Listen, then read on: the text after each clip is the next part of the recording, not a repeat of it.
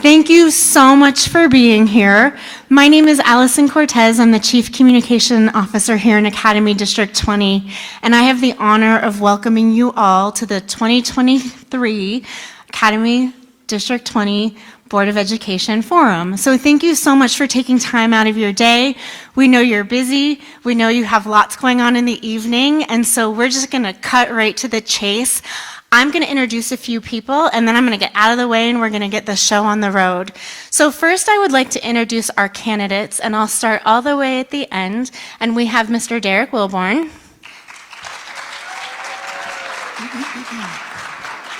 Mr. Will Temby, Mrs. Amy Shandy, and Mrs. Heather Cloninger. So next, I'm going to introduce a great colleague. I like to call her a friend. She is somebody I've worked with for a number of years, and Colorado Springs is better for having her. I'd like to introduce our moderator this evening from KOAA News Channel 5, Allison Zimmerman.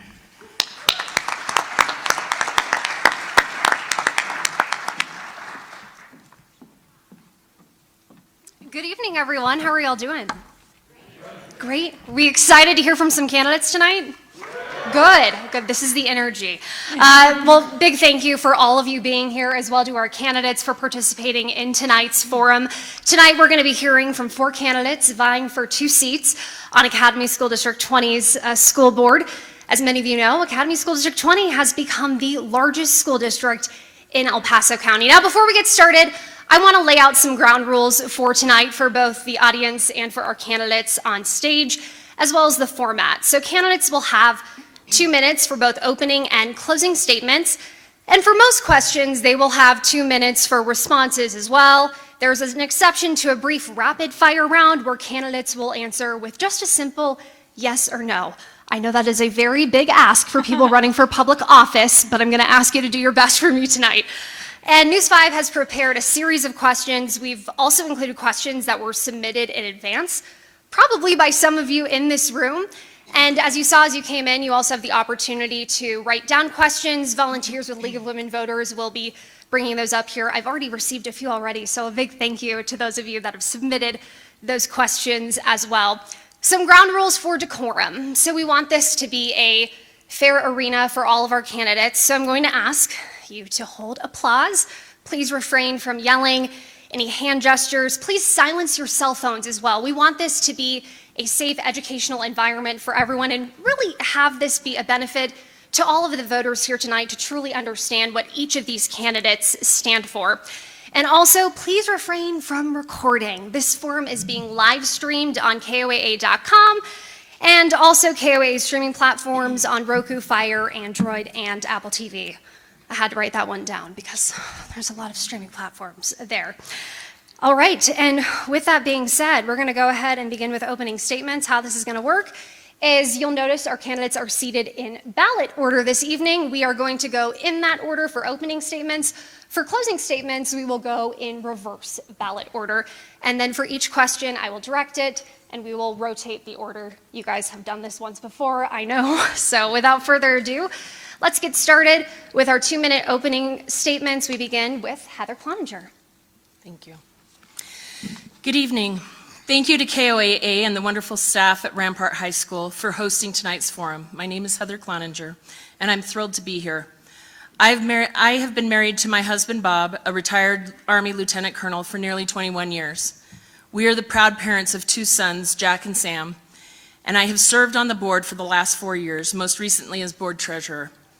Prior to my time on the board, I served on countless committees and was a driving force behind the 2016 bond campaign. I won Volunteer of the Year 3 times at 2 different schools and have spent countless hours in our D20 schools, getting to know our students, parents, and staff. I have a strong understanding of the unique challenges we face, and I have seen the incredible dedication and passion of our educators. And I've witnessed the academic excellence of our students, and it is my focus to continue to close learning gaps in our schools. When I ran for the board in 2019, my motto was Kids First. At that time, it felt obvious For 4 years, a growing divide has shifted 4 years later, a growing divide has shifted everyone's main focus away from caring for all students. Putting students first means showing up to events and being there to cheer you on. It also means being an advocate for our SPED students and the population, supporting our staff as they serve our students and making decisions that benefit all children of D20. I ask you, members of this incredible district, let's continue to put our students first and keep D20 a place where everyone can thrive and succeed. I know how we have maintained our district's academic excellence and how we can continue to educate and inspire our students to thrive. Together we can ensure D20 remains a place where students come first always. Tonight I ask for your vote. Please re-elect me. I'm Heather Cloninger. I realized I also forgot to announce that we have our timekeepers up here in front. So candidates, as you just saw, you will get a notification when we're at the halfway mark, and then that stop sign will show up when it is time for you to stop talking. All right, now we will go to Amy Shandy for your opening statements. You have 2 minutes. Good evening. I'm going to completely start off script tonight and share one of my most embarrassing moments that's being recorded for eternity. For a hobby, I build and restore cars, and this weekend I was painting car parts that I had de-rusted and flicked my nose. So I do have paint on my nose. So if you're wondering what is on her nose, it is POR 15 for all those car people out there. So who else am I? I am a D20 parent, a speech pathologist, a communication leader, and a business owner. I'm the proud mother of 2 Air Academy High School graduates and wife to my amazing husband, Ty, of 26 years. In 2005, I co-founded the Shandy Clinic, an outpatient pediatric therapy facility offering speech, occupational, and physical therapy.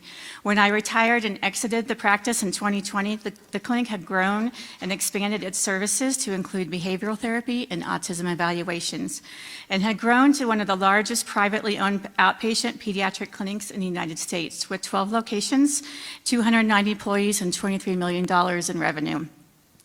My entire career, I have served and advocated for children, and this has prepared me to continue that mission in D20 as a school board director.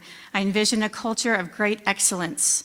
I have been endorsed by the Pikes Peak Association of Realtors, Home Builders Association, and the State Board of Education members Steve Durham, State Senator Paul Lundeen. I bring a much-needed fresh perspective, drive for results, and a keen focus on academic growth and excellence. I am committed to academic excellence, parental rights, and special education, special needs community, preparing all students to reach their full potential. Thank you, and now we'll move over to Mr. Temby. Good evening. I'm Will Temby, and I'm seeking re-election to the Academy School District 20 Board of Education. Currently, I'm proud to serve as its vice president.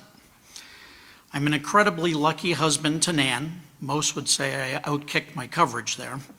And the proud father to 5 amazing kids, all of whom were products of this great district. I'm excited about our future. While we should be immensely proud of being accredited with distinction for 15 consecutive years, the importance of continuous improvement cannot be overstated. It is the driving force behind excellence, competitiveness, and growth. It's what sets high-achieving districts apart from the rest and ensures that we keep pushing the boundaries of what is possible. In a book about school board efficacy, Great on Their Behalf, the author states that nothing is more important than student outcomes. I couldn't agree more. This is and has always been my highest priority, preparing kids for post-secondary success. Student outcomes don't just happen. It takes a team of committed staff and engaged parents and guardians to make it happen. Our new superintendent, Ginger Haberer, is laser focused on student outcomes. She is also a collaborator. She has spent her first 90 days tirelessly working to build relationships. She's met with local leaders like the superintendent of the United States Air Force Academy, General Clark, to discuss our already rich relationship. She has met business leaders, the mayor, and has become a member of the Pikes Peak Workforce Development Board to envision partnerships, internships, externships, and much more, all to the benefit of our students and our partners. In 2019, you elected me to represent all students and their families, and I have governed according to the oath I took 4 years ago. We have all weathered some tumultuous times, but we have emerged stronger and more resilient. Thank you for having me here this evening, and I look forward to spending the next 2 hours with you. Thank you. And now, Mr. Wilburn, you have 2 minutes. Thank you, Rampart High. Thank you, KOAA. Thank you, everybody in attendance. It says a lot about our community that this many people show up for these sorts of things. I have been married to my wife, Renee, for 29 years. We have raised 3 children for the last 22 years in District 20. All 3 of our children are now District 20 graduates, our youngest having just graduated in May, which left me with a little empty nest going on. And over the course of my life, I think I've acquired a set of skills, talents, and abilities that translate well into school board management. I have a bachelor's degree in economics and marketing, a master's of business administration from the University of San Francisco. I spent a decade and a half as an executive in a Silicon Valley high-tech firm before moving here and becoming an entrepreneur, starting my own business, which I sold, and now opening and running a nonprofit, providing opportunity to ethnic minority students, mostly inner-city black kids, to work in paid internships in Washington, D.C. I was born in inner-city Chicago.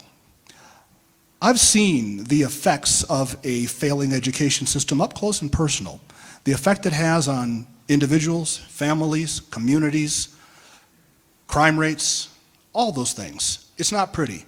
And I've seen the opposite of that. District 20. This is a great school district. I want to see it get better. We all want to see it get better. And I just happen to think that I'm in a position to help it get there. So tonight I'm going to spend some time talking to you about my visions, my capabilities, the things that I bring to the board. Hopefully can earn your vote. If not, fair enough. Give me a fair ear. Can't ask for any more than that. Thank you. All right, and we will begin with Amy Shandy for this question. How long have you lived in Academy District 20, and what connections do you have to the district? You will have 1 minute to answer this. I've lived in Colorado Springs for 20 years, 7 years in D20. My 2 boys graduated from Air Academy High School, and I was a part of all their different teams, school teams. I was treasurer and volunteer for different sports teams along the way, did a lot of carpooling and fun activities like that. So connected in the community beyond serving all of the patients that we would see every single day at the Shandy Clinic. All right, Mr. Temby, you have 1 minute. I've been in Academy District 20 since 1995. All 5 kids graduated from schools, 3 Rampart, 2 Liberty grads.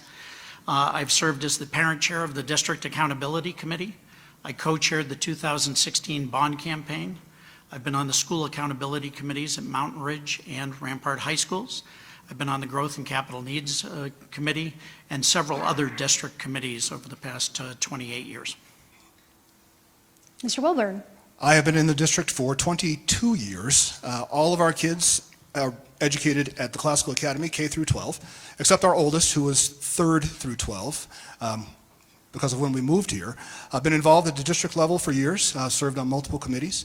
Having been a TCA parent, as many of you know, TCA stresses and emphasizes parental involvement. It's very difficult to have children at that school and not be personally involved. So there, in and out of classes, volunteering, I've dissected more cow eyeballs than I can remember.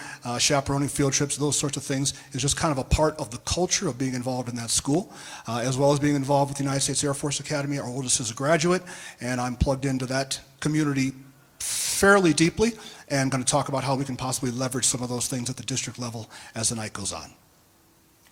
Ms. Cloninger, you have 1 minute. I also have had a lot of experience in this district. We have lived here for a little over 13 years. And it started very early on with my oldest when he started in kindergarten, and it hasn't stopped. So I have served as the DAC subcommittee chair for the accreditation committee. I've sat on every SAC, or for those of you that don't know the acronyms that we keep throwing, it's the School Accountability Committee. The DAC is the District Accountability Committee, and I've sat through those for all of the schools that my children have gone to. I also was part of the bond campaign during my husband's deployment. We took his truck out of the garage and made all the signs go in there for the bond campaign. So we're very familiar with the inner workings of this school district, and I have been a part of many committees as well. All right, and for this question, we will begin with Will Temby. You each have detailed parental choice and involvement as a campaign priority. What does parental involvement in education mean to you? You have 2 minutes. Well, parental involvement is essential. Every study shows that the more engaged parents are in a child's education, the greater likelihood they have for success. There's no question that our schools, and I've been witness to it for 25 years, actually welcome parent engagement. There's a lot of rhetoric that we don't, but I found through going to back-to-school nights, reading syllabi, going on to Infinite Campus almost every day to look at my child's assignments, going to parent-teacher conferences and all those things for 25 years. I felt as though there was transparency, and I felt welcomed as a parent. It's essential there. In terms of choice, I invoke choice with my own kids, intra-district choice, to find the best place for our kids for their social and academic needs. And I embrace choice. I embrace our charter schools here. It's important for our parents to feel as though they can put their kids in their best possible situation. Mr. Wilburn, you have 2 minutes. Thank you.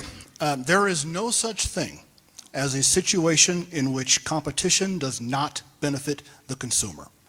That doesn't exist, and education is no different. So the ability to choice our children, be able to move them around, to be able to tailor our children's educational experience to best suit their learning styles, their learning abilities, their proclivities, is key, is critical, and is a strength of education in District 20. In terms of parental involvement, D20 already does Parent Academy and things like that encourage parental involvement, and those are great tools, and those are things that I think absolutely we should find ways to continue and ways to promote whenever and wherever possible.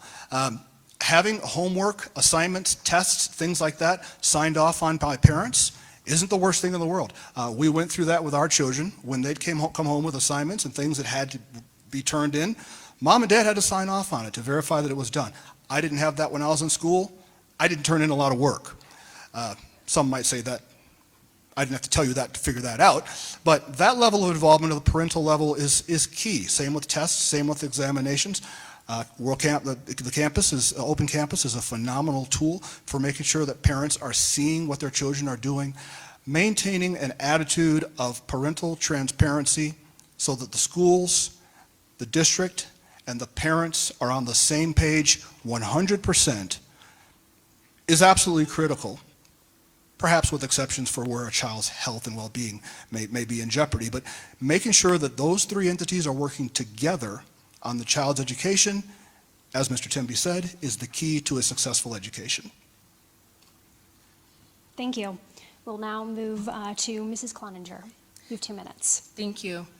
I think there's a difference between parental involvement and parental rights. We all have parental rights. We have them, and they are ours, all of us. The parental involvement has never been something that has been stopped or forbidden in any way. Like I said, I have, from the minute my son started kindergarten, and I can attest to her, the teacher had just been hired the day of the ice cream social when you find out what teacher you have. And I volunteered that day for her, so it has not stopped for truly 13 plus years. I have had no option, I have never had a time where I haven't been able to be involved in my children's learning, being at their schools, being involved. I talk to a lot of parents who say, well, what's going on? And I say, well, there's a nice little email that the superintendent sends out, and they say, oh, I don't read that. And that is, to me, one of the reasons why, you have the options to get involved. So I think that it's as much our responsibility as parents to be involved, and it's important for us to recognize that there's nothing that's going on that you can't ask about. There's nothing, I've been in so many committees and sat through so many meetings individually with different members before I was a board member. from the cabinet and different leadership roles in this district that I have known what was going on because I asked, and that's always been the case. Mrs. Shandy, you have 2 minutes. This relationship between parents and school systems and teachers and administrators and all that is like every other relationship. It requires a cultivation, and it requires trust between the parties about what is happening and what, the transparency piece of it. So if we're going to teach something, we need to be completely proactively transparent about what we're doing, what we're teaching, who we're bringing in, and parents having that desire to be involved or the capability. I know a lot of parents are working 2 jobs and things like that. So it's a relationship that we have to cultivate for the success of all of our students, for the success of our organization, so that we can reach those higher outcomes, those higher success levels. As far as, yeah. It's just such a vital relationship that we need to cultivate. And I have met repeatedly people along the door knocking trail who have said to me, I will not send my kids to public school. I do not trust them.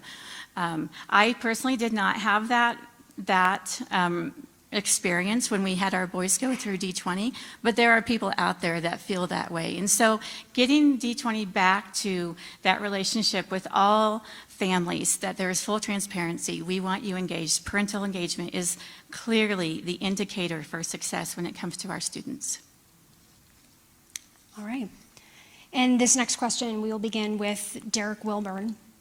Academy District 20 has grown 3% in the past 5 years, making it the largest district in El Paso County with more than 26,000 students.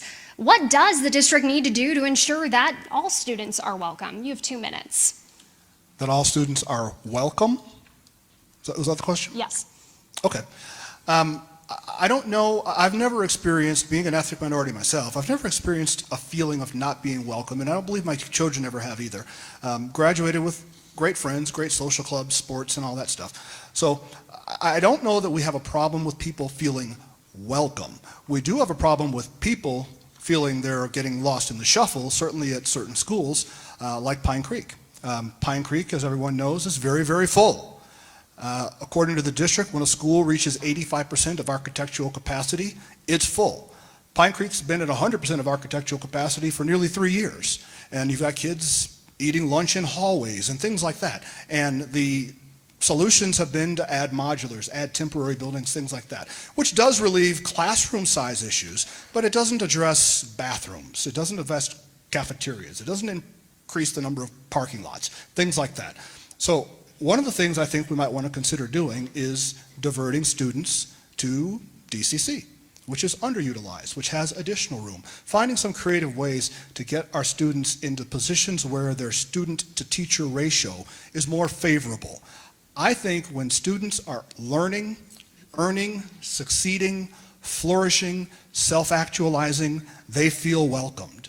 And it's difficult to do that if you feel like you're getting lost in that shuffle. And we run that risk at a couple of schools. I think that's a priority that we address. Once we've gotten that tamed, then we start looking at ways to improve the performance of all the kids across the different schools. Heather Cloninger, you have 2 minutes. Thank you.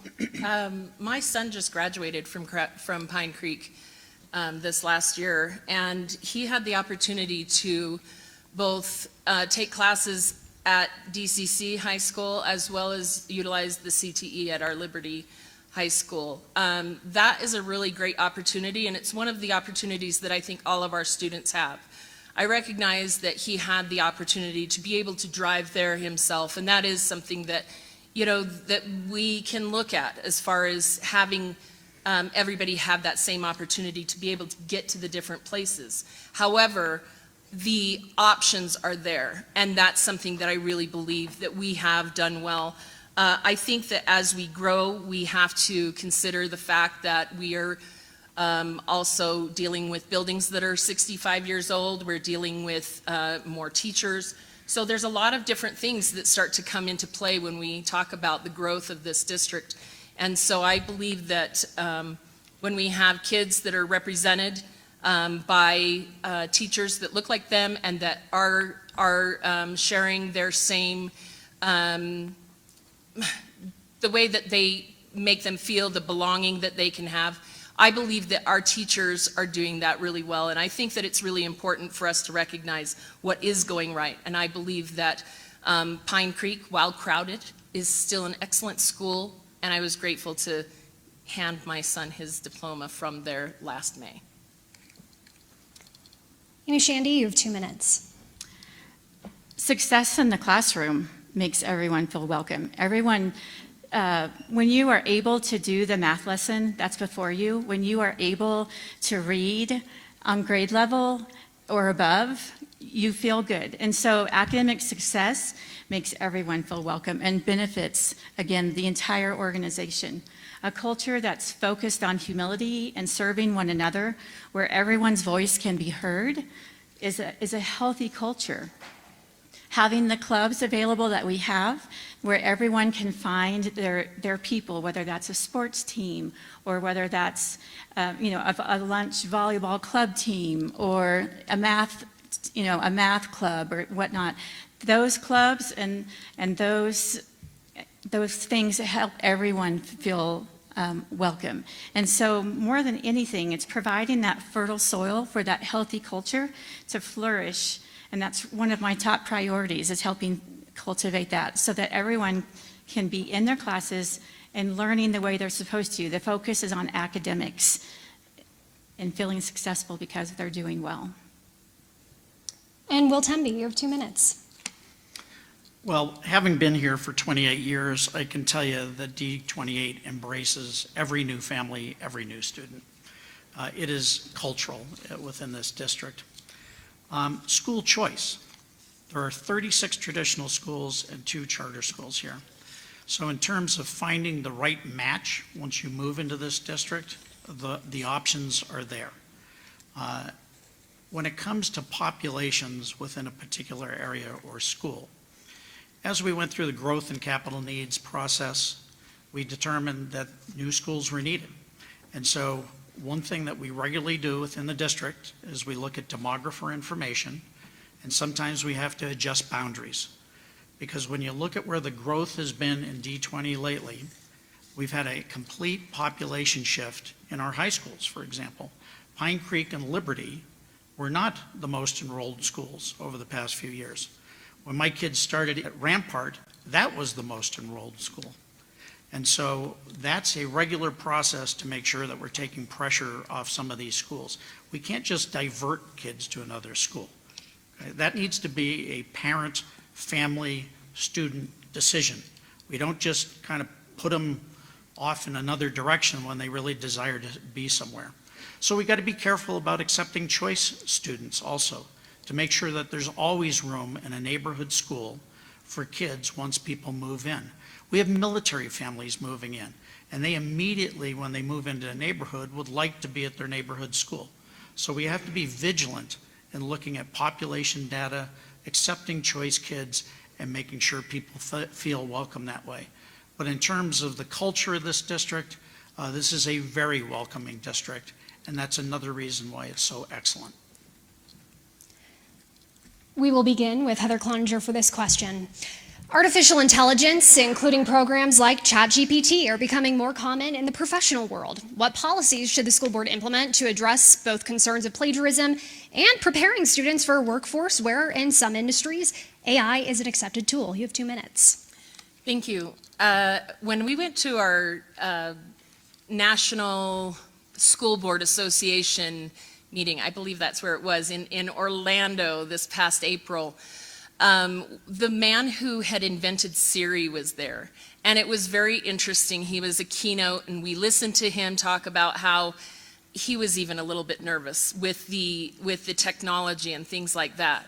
However, one of the things that I came away from that with is that we need to lean into the things that are going on. Some of these things I would say, without knowing fully, that a lot of our students have used ChatGPT to do a paper or two.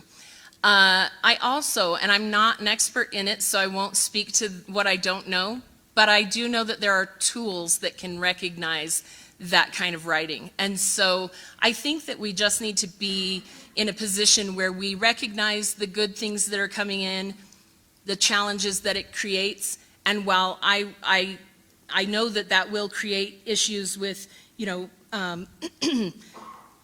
being able to know the information, and I think that's a big piece. We maybe change the way that we test and things like that, that we would be able to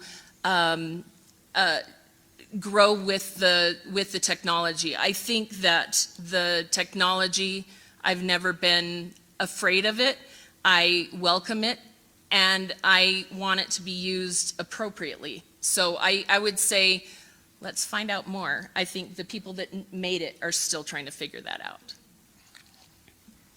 Amy Shandy, you have 2 minutes. Yeah, it's very exciting and terrifying all at once. We definitely need to learn more about it, lean into it, learn it, but we also do need to set parameters for which plagiarism and things like that are a problem. I know from my son at Mines, Colorado School of Mines, they use programs where they have to run all their papers through that check for plagiarism, that check for things like that. And so I think that that is definitely something that we will need to look at in the future as we learn more about it and learn more about the uses and abuses with it, because you always have good things, but you also have unintended consequences. And so I think it's just learning more about it and then figuring out what parameters we need to set to keep it in a safe space. Will Temby, 2 minutes. Well, I think it's fascinating. When we went to this conference that Mrs. Cloninger alluded to, there were a couple of different sessions. The person who invented Siri eventually had his application bought by Apple, and so we all know Siri. But there was another session on AI, and the speaker brought up a great point. It's like the internet. It is here to stay. So as much as we'd like to stiff arm it, it scares us or whatever, it is something that we need to embrace and figure out. I think the opportunities are tremendous, but we should caution ourselves too. What you're seeing through ChatGPT-4, this is all a pre-programmed language and learning, machine learning.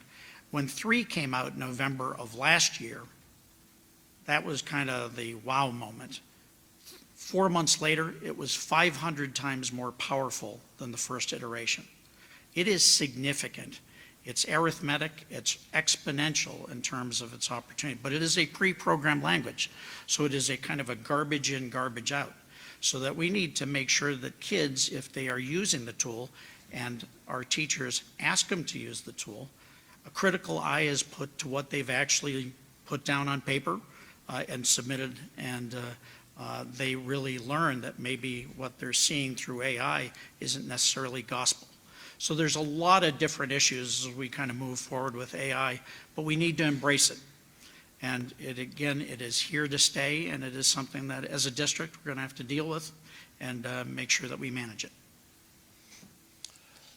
Derek Wilburn. Thank you. This is a conversation surrounding culture and character. And it's a tremendous teaching opportunity for our district, for our superintendent, principals, and teachers, and everybody involved in student contact to understand the difference between getting a grade and getting an education. And those aren't necessarily the same thing. So yeah, you may be able to plagiarize somebody else or use some form of technology to shorten your homework down to 1 second and get an A or a B plus or whatever grade, but you haven't learned anything. And that is a matter of character. So what we need to begin, and maybe this is teacher training from the top down, we start implementing this into classrooms and doing it soon, for children to understand that the person who invented Siri is a gazillionaire. The people who now work on those softwares and systems are very well compensated. They got educated on how to do these things. If you just let somebody else do your work for you, you're setting yourself up for failure.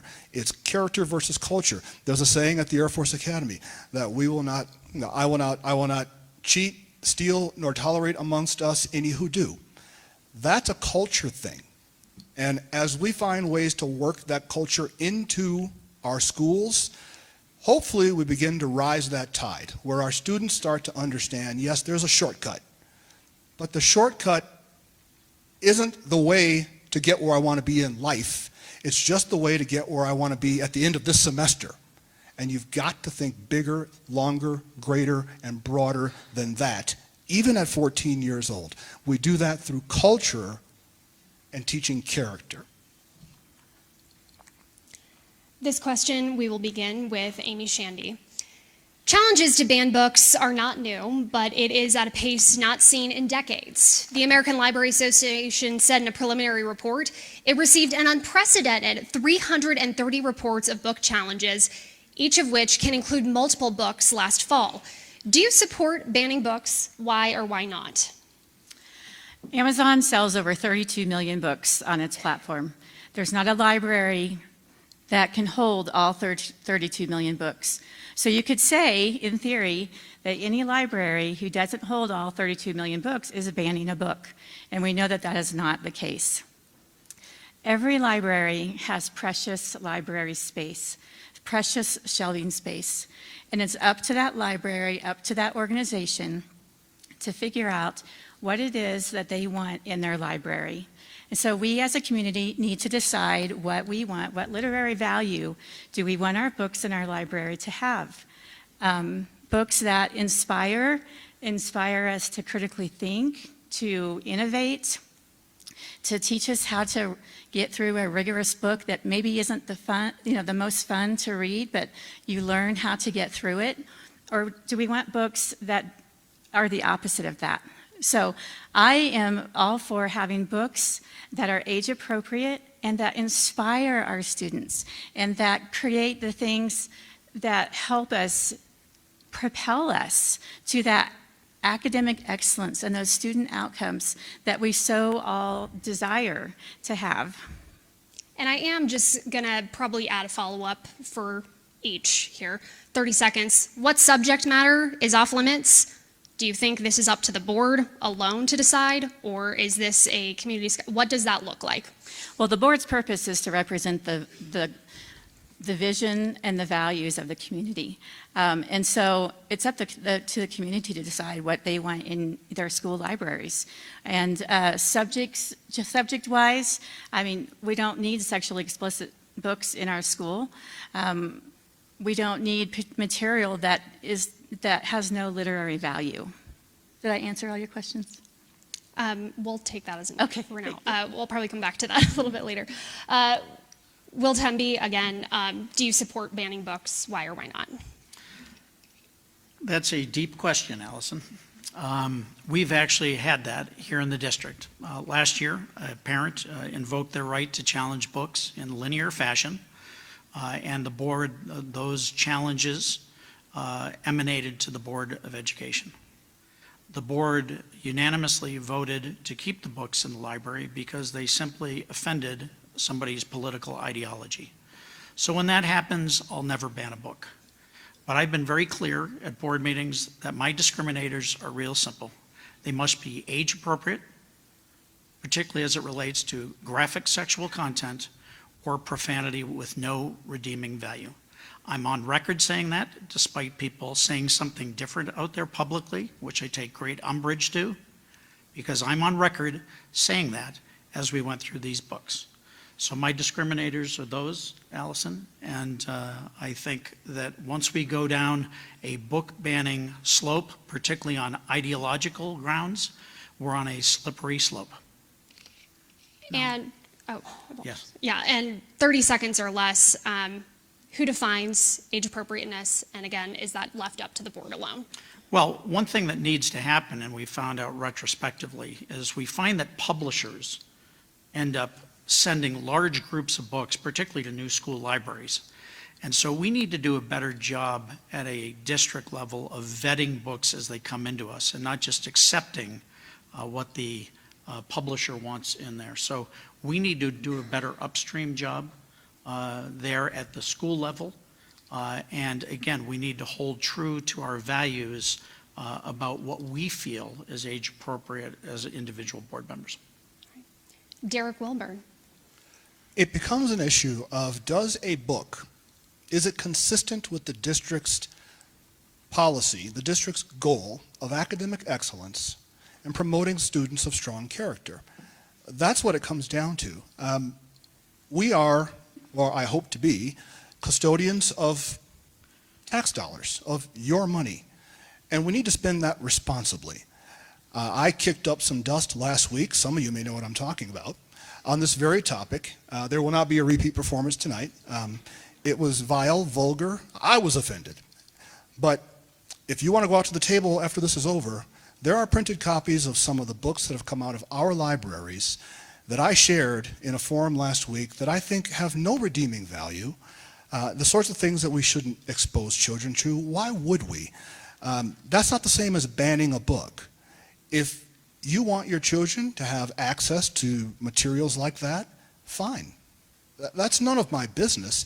It's just not my responsibility to pay for it. And as a member of the board, it's not my responsibility to force you to pay for it.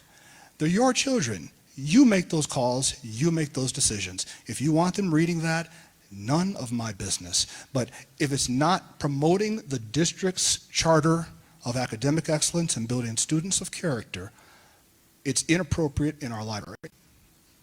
And 30 seconds or less, just want some clarification. You talk about how allowing parents to have their kids read that, but that it shouldn't be up to taxpayers. So is the board making that decision or not on whether those books are in the libraries? There's no generic line, and that's why we have a book review process. It's book to book, it's case specific. You can't just generically say, we cannot, we shall not, we will not have any books in any libraries that mention homosexuality, or that mention hard drug use, or that mention incest, or whatever the case may be. You can't have a policy like that. That's why there is an individual review process. You have to take it on a case-by-case basis. Not all books that talk about World War II in all its gory glory are created equal. You have to look at each one and make those determinations on a case-by-case basis. All right, and Heather Cloninger. When I took the oath to become a board member in 2019, I took an oath to watch over all 26,000 and now 600 plus students. That's a lot of diversity as far as thoughts and where people are and what they represent and how that represents them. So I feel like some of what we're talking about right now is certainly warrants more conversation. The arbitrary pulling of books, I do not agree with. I'm very happy that we generally follow a policy of doing it one by one. However, just because you deem it not necessary or whatnot doesn't mean that somebody else wouldn't get something from that book. Now, that is not to say that I am for sexual content. I am not. And it has been something that has been hugely offensive to me to have my family and my name be associated with people that think that they can just say that about me because I share a different ideology. I do not believe in giving an opportunity for our children who are going and looking for a book. My point is it's different when our children are going and looking for books than if it's read to our children here in this room. And those are two separate things. And so I absolutely will not tolerate the reading of those kind of books to our children, but I also will do a case-by-case basis for any of the banning books. 30 seconds or less, I just want you to clarify as far as having those books read to children. Are you saying having teachers read them, or explain that a little bit Sure. more? I'm really more speaking to what happened last week where our parental rights were taken away from us and had them read out to young children. That is different than a child going and looking for the book in the library.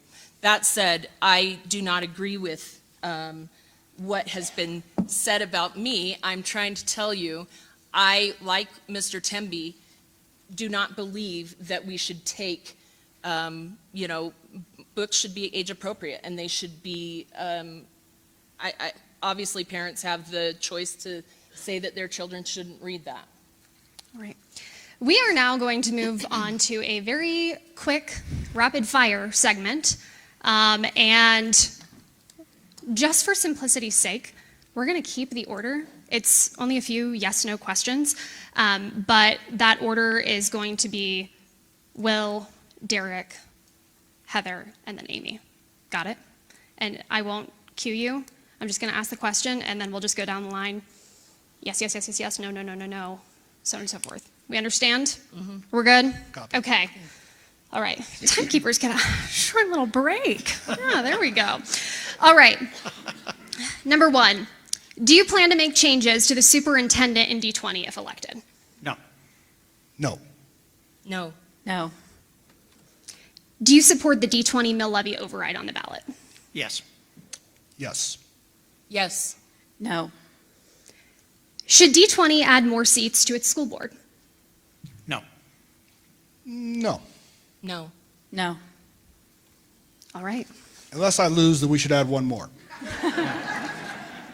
Yeah, I think everybody here would advocate 7. Okay. You guys failed that segment. Again, it was rapid fire, just yes or no. I'm the teacher for this evening. Actually, no, I'm not qualified for that. All right, let's go ahead and move on. We are nearing the halfway mark of tonight's forum. This next question is focused on school safety. In the last year, D20 has experienced several school shooting threats. What can the school board do to ensure students are safe at school? And we will begin with Derek Wilburn. You have 2 minutes. A part of the mill levy override language includes funding for security resource officers for all elementary schools in the district. So this issue may resolve itself before the board really even has to act on it. We'll see. The community will vote and make that decision.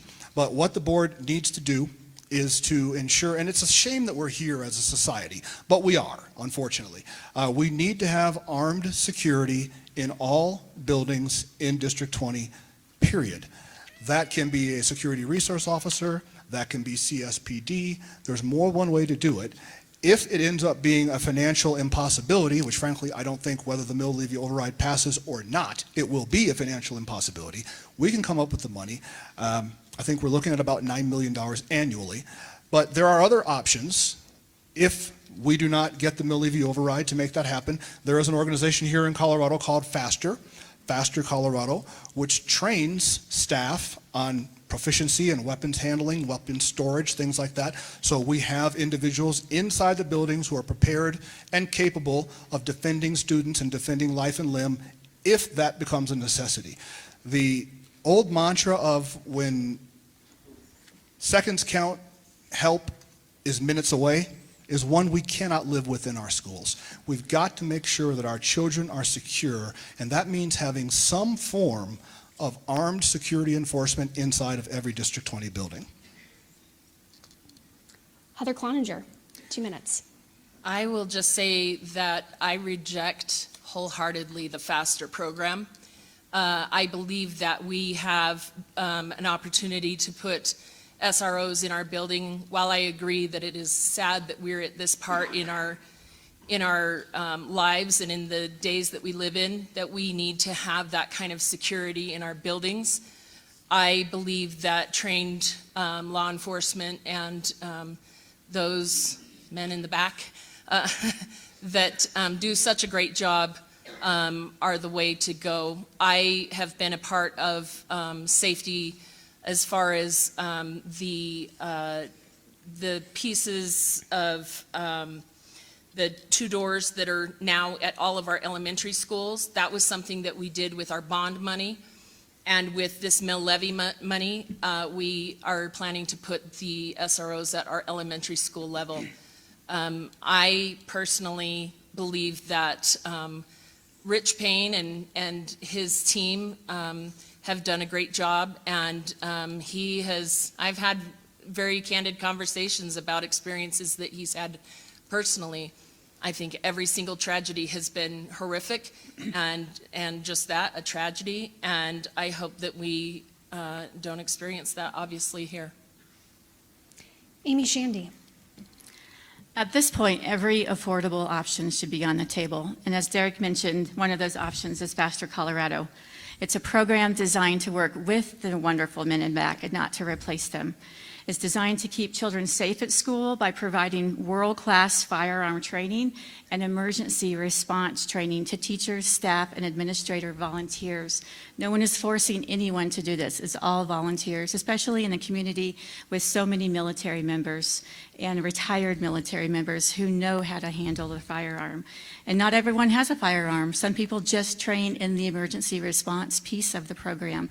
And that's wonderful too when you have, someone bleeding and needing first aid immediately. The program started in 2017. It's not a new program.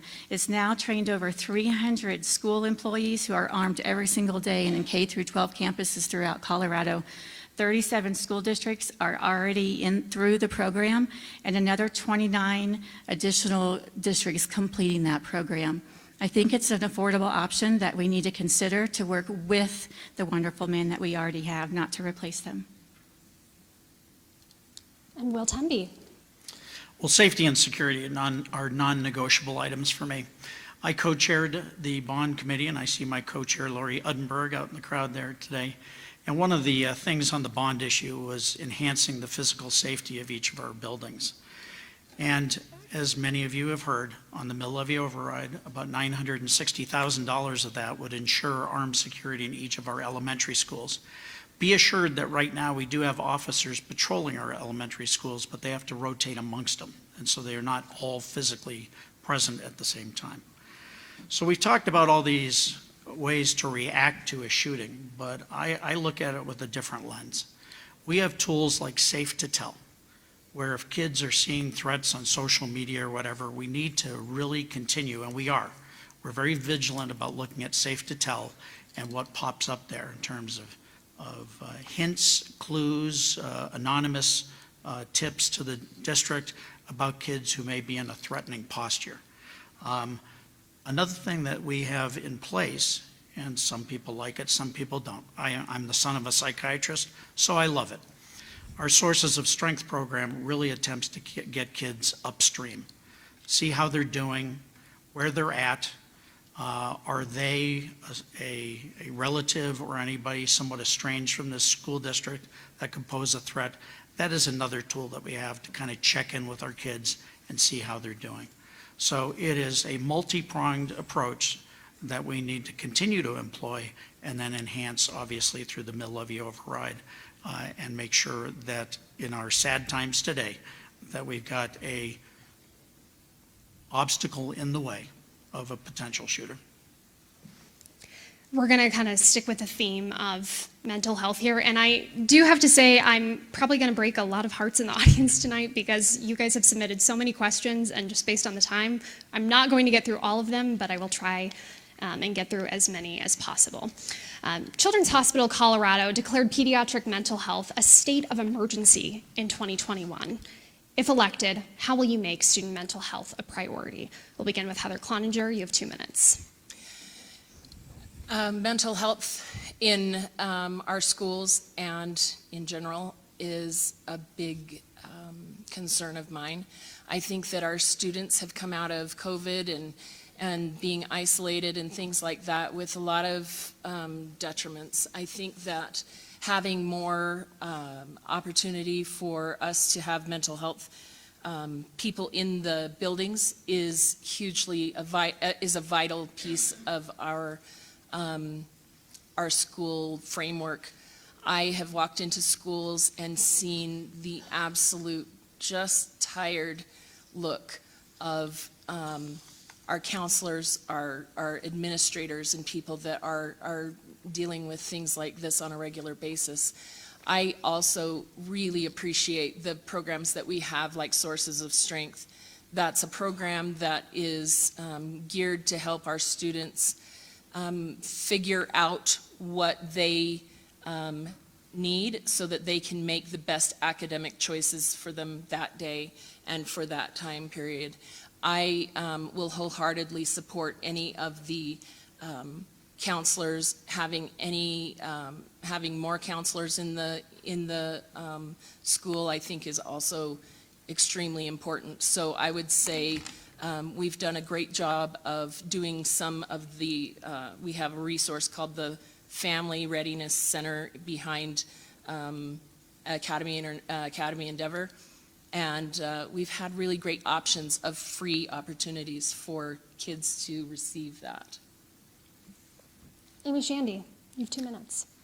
Having raised 2 boys, I always thought when they were little, I thought when they got older, they would need me less as a mom, right? I could set them free and they would need me less. And I found the exact opposite to be true, that the higher in grade school they went, in middle school that they went, in high school that they went, that they actually needed me more. And that wasn't just my experience. Research shows that that's actually the case.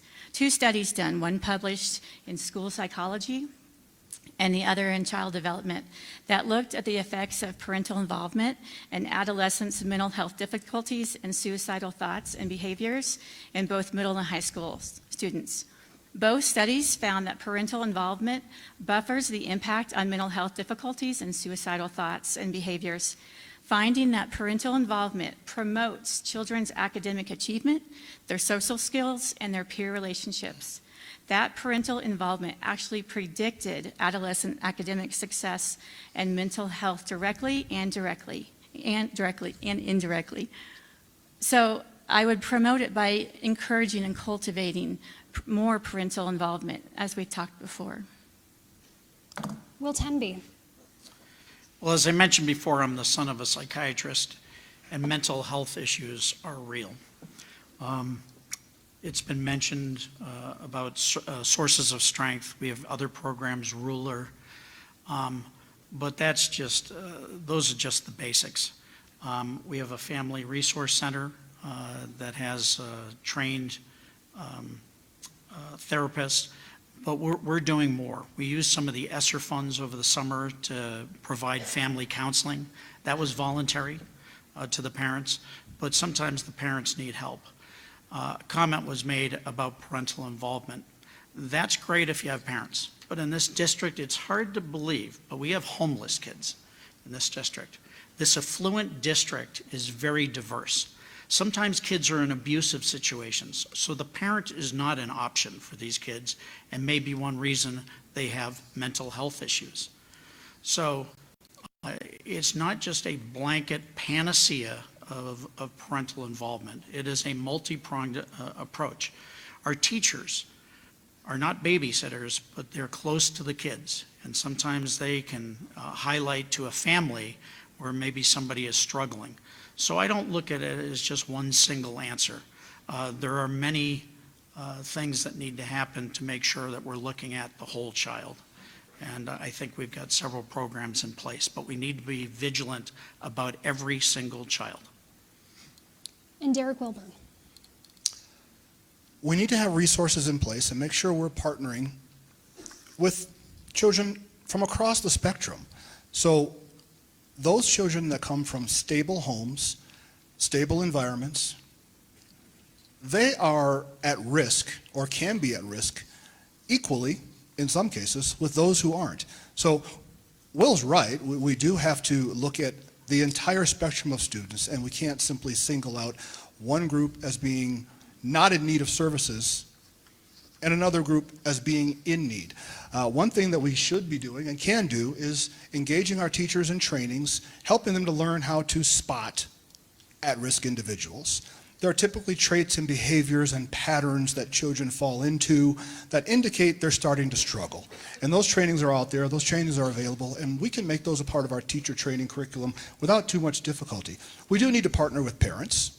Sure, some kids don't have parents or they're homeless. That's a sad reality.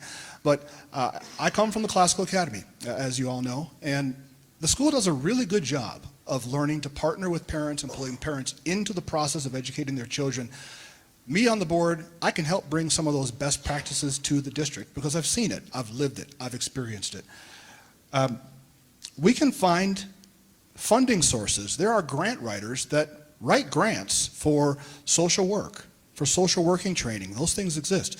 Here in our community, we can partner. There are groups, advocacy groups. So when we had the horrible shooting here last year at the nightclub, there are advocacy groups right here in our community that provide on-site, on-campus counseling, oftentimes for free, to help people get through those grieving processes.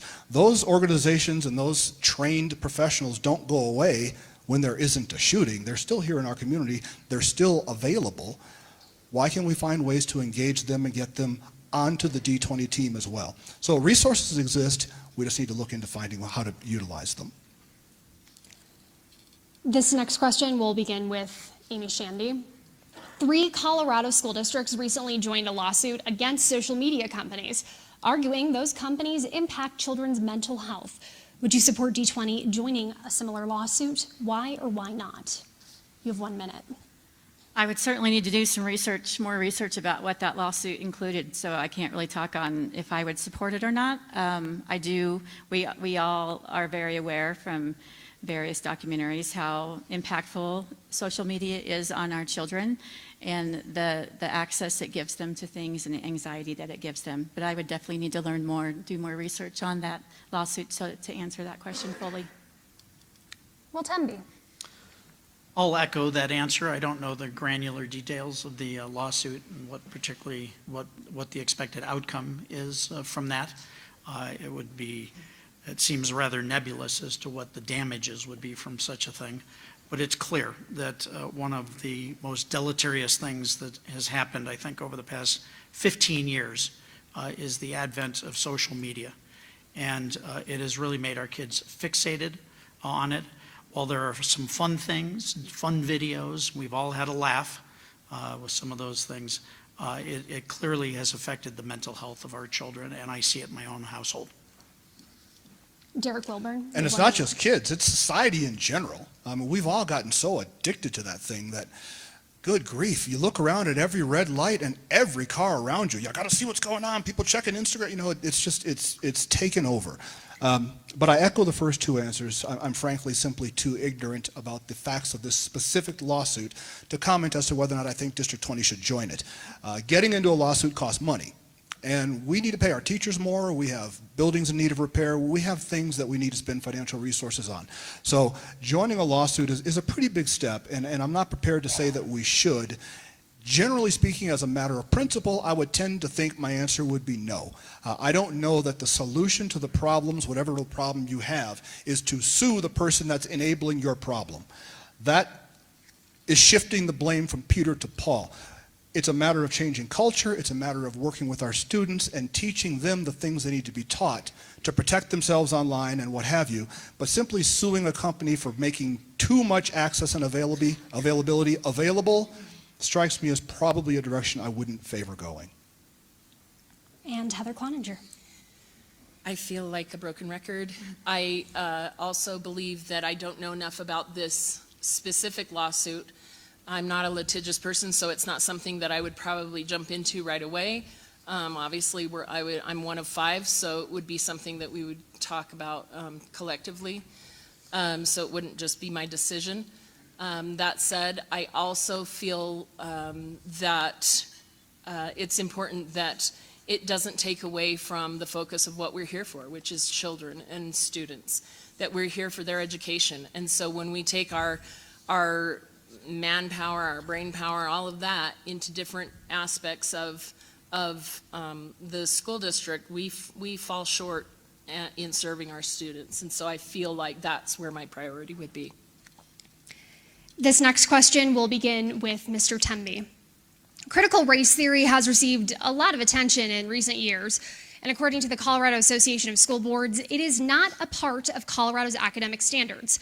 Should it be a part of those standards? And what do you believe can and cannot be taught as it relates to U.S. history? You have 2 minutes. Well, just to dispel the myth, it is not a curriculum, first of all, and it resides mostly in legal and military circles. Critical race theory is not being taught at present, despite people and rhetoric saying it is. We're not indoctrinating our kids, and it's not a threat. It is not part of our current standards, academic standards, nor is it poised to be. However, I think it's important, take away critical race theory, that we provide a comprehensive, transparent education to our kids with parents fully knowledgeable about what's in our curriculum, so that kids can understand history, so that they're not doomed to repeat the worst parts of history. And I think if you really look at academic excellence, it doesn't come with an asterisk. It comes with a comprehensive education. Kids are smart, and sometimes we don't give them credit for this. Sometimes we helicopter our kids and we protect them and all that. I think it's time as a community that we embrace the fact that we trust our educators. Are there problems every once in a while in a particular instance? Sure, but those can be addressed at the site level. But to apply a blanket narrative about indoctrination, critical race theory is being employed, I'm not in support of bringing in this legal and military originated program into the district. I'm in favor of a comprehensive education so the kids understand history, understand the good and bad parts of history, and then they can synthesize it, distill it, and they're smart enough over time to figure out where they stand as adults. Derek Wilburn, you have 2 minutes. Children's minds are sponges. I mean, they're constantly, they're taking everything in, and what goes in there never comes out of there. Same is true of you and I, of course. We have to be very careful what we put into our children's minds. I am absolutely opposed to the idea of teaching any child of any race, creed, or color that they are a part of an oppressive class of people or an oppressed class of people simply because of the one thing over which none of us have any control, who our parents are. We don't have that control. I look around this room, and most of you are white, yet you aren't racists. You aren't raising your children to be racists. That's the furthest thing from your mind. You're just the opposite.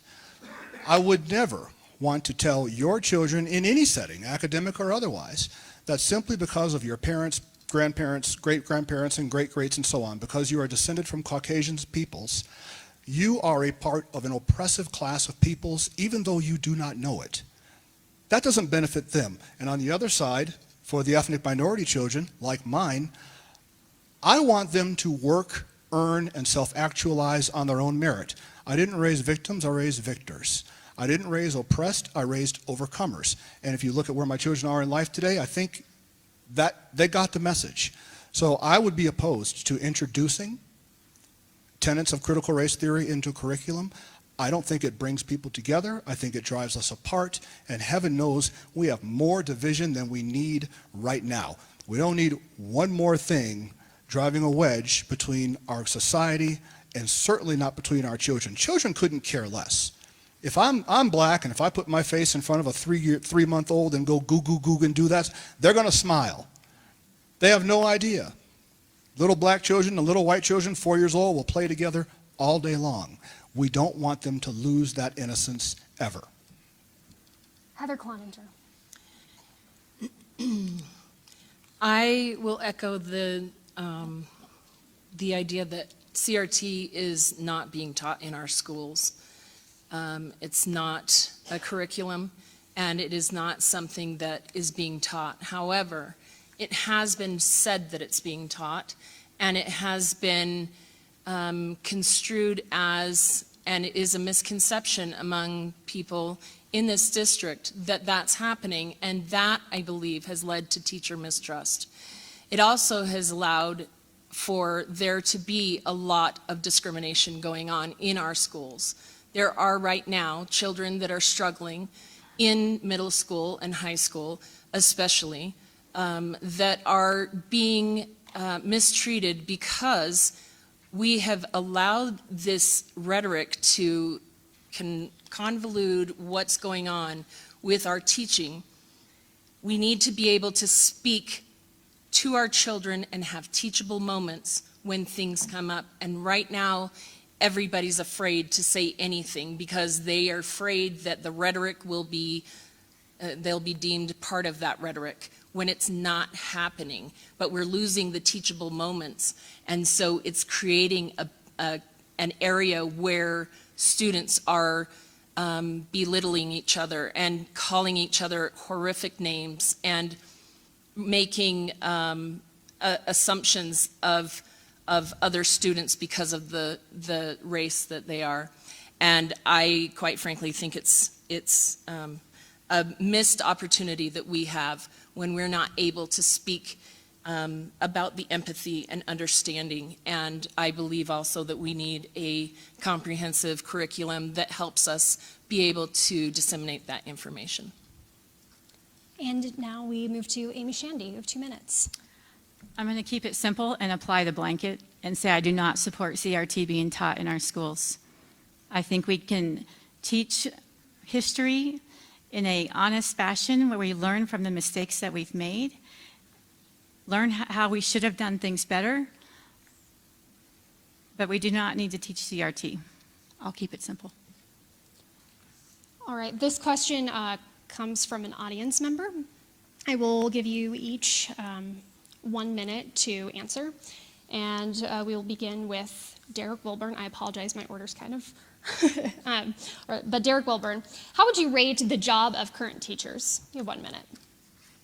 Excellent. I want to jump back real quick to the last 2 questions because I just realized I missed a couple things. On the SRO question, I think I said we need about $9 million. I meant to say we need about $900,000. $8 million when you got the kind of cash I've got, it's just chump change.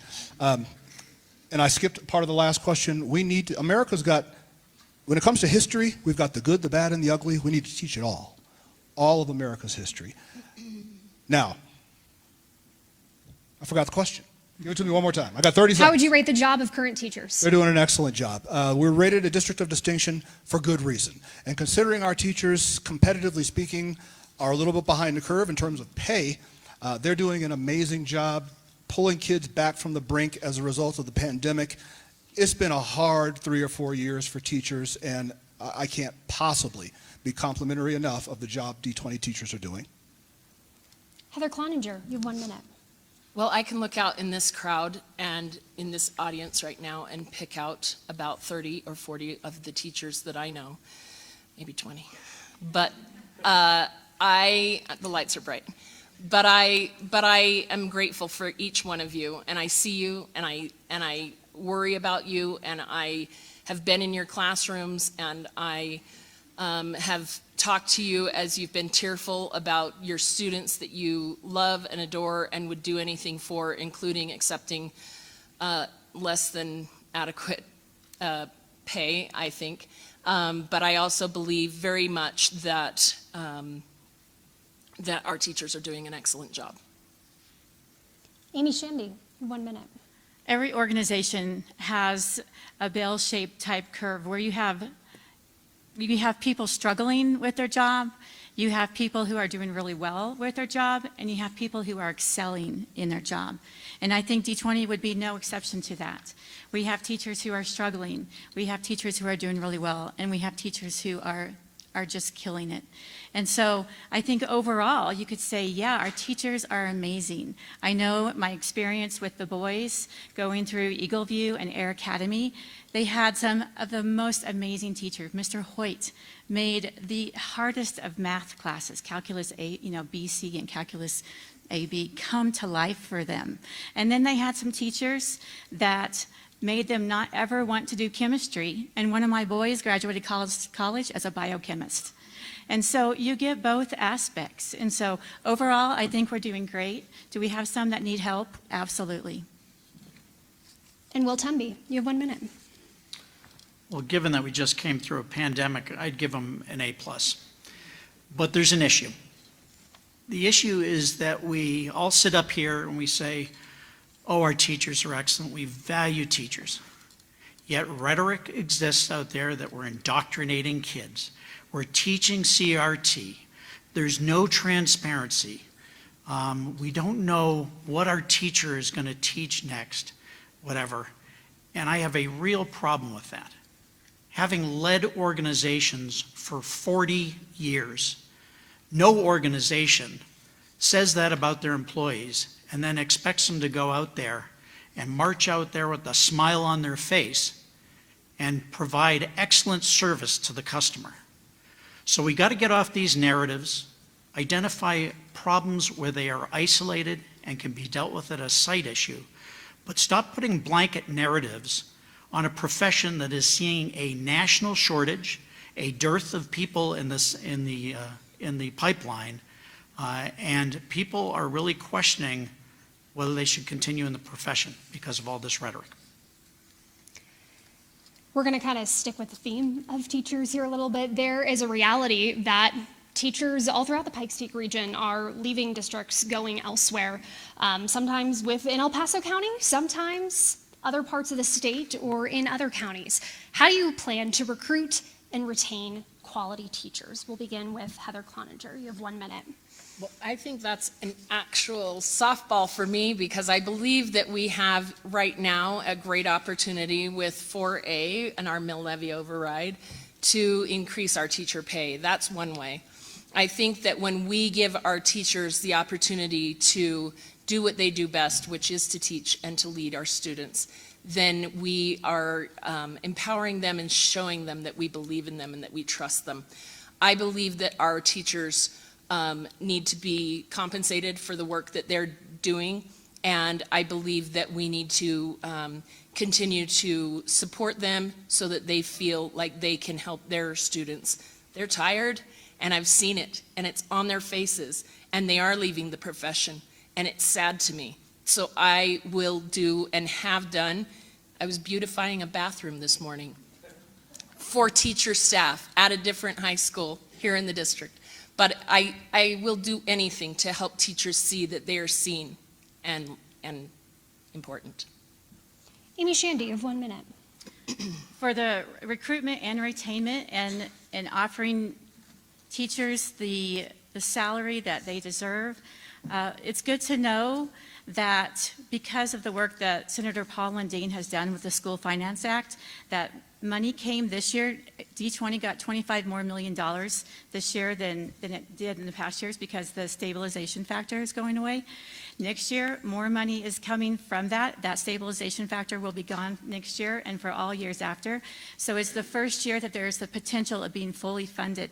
That is money that I would recommend freezing all other spending and using on teacher pay to recruit and retain the teachers that we have. We don't need to ask our citizens to ask to pay more taxes. We are already 10th out of 178 when it comes to MLO money. We are paying our fair share. What we need to do is get our Katniss on and go up to the Capitol and demand that the formula is changed because that formula is killing us. Will Tempe. Good points so far. Compensation is part of it, but I believe in the intrinsics. The beliefs of this district are we believe in quality education, relationships matter, and people need to have a sense of belonging. And I'm not sure that with, again, the rhetoric kind of going against the profession, that's really helping a sense of belonging.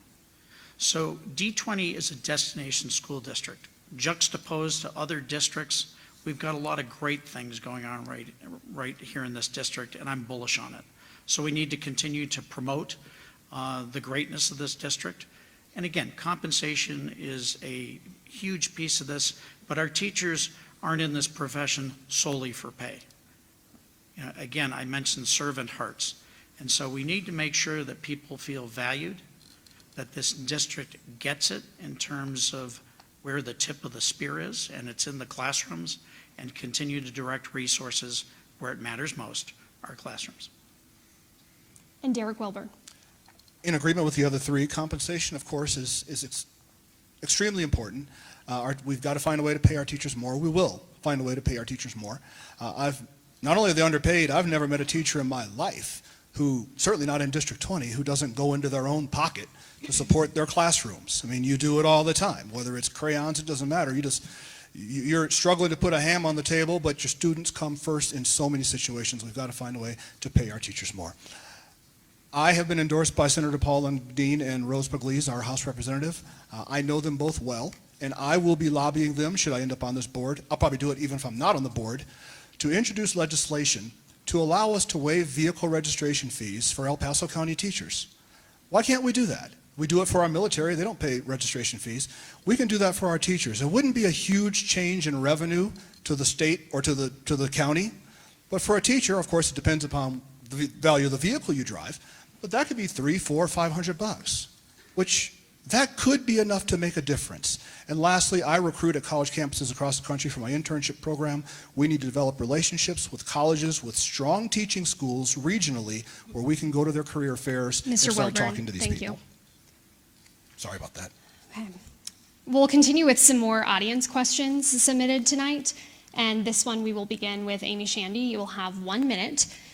This audience member wants to know, as a parent of an LGBTQ student, what do you plan to do with all of the negative narratives surrounding this student population? Get back to the basics and focus on academics and student outcomes. Keeping school about school, reading, writing, math, civics, science. We've got to make the main thing the main thing. And when we are successful at that, everyone will feel better and feel academically encouraged, So making the main thing the main thing. Will Temby. Allison, can you restate that? Yes. This audience member wants to know, as a parent of an LGBTQ student, what do you plan to do with all of the negative narratives surrounding this student population? Well, as a board member, I can't stop the narrative, and I can't stop ignorance. The reality is kids are kids, and public education has to take every child as they come to us. And so that's incredibly important as we talk about a sense of belonging, that kids feel safe and secure and welcome in our school district. I think that is just a basic. It's Maslow's hierarchy of needs. People feeling safe and secure is the foundation of that triangle. In terms of accommodation, we'll always follow the law as it relates to any accommodation issues. So that is not a point of contention in any particular school at any time. But again, a welcoming environment. I can tell you, with 5 kids, 5 graduates, my kids don't see color, they don't see gender preferences, they don't see anything. It's just the generation that they've grown up in, and I think the adults have more of the problem than the students do right now. Derek Wilburn. Agreed. I don't know that we can, as a board, affect all the negative narratives. I'm not sure that's entirely possible, but at the school level, at the principal level, from the superintendent down, we need to make sure that we are fostering a culture of belonging. I think it's very important. And one of the things that we need to make sure we're doing is enforcing codified rules for bullying, for name calling, the sorts of things that single students out, regardless what they're being singled out for. And if the prescribed medication for that is detention, if it's cleaning chalkboards, if it's suspension, heaven forbid expulsion, what have you, we need to make sure that we're enforcing those things so all those kids know that someone has their back. And it has to be all kids. So the Caucasian children of upper middle class Caucasian parents who attend Christian or LDS church service on Sunday and Wednesday regularly, they need to be felt like they are being protected and included just like all the other student populations as well. We have to make sure that everyone is included and everyone feels safe. Heather Cloninger, you have 1 minute. Oh, man, 1 minute. My idea of this situation is that our students need to feel like they belong. When I say that, just because I put a rainbow on my shirt or I wear a certain color or whatnot, that does not mean that I am ignoring my Christianity, my children's cisgender white males that I have been raising. It's incomprehensible to me that all doesn't mean all. And I 100% look out for all children. I believe in our children. They have to feel safe, all of them. And we're in charge, like Mr. Temby said, of meeting them where they are. That's not something that we can change as a board. We take everyone where they are. And I will accept and help every single student that comes across my path.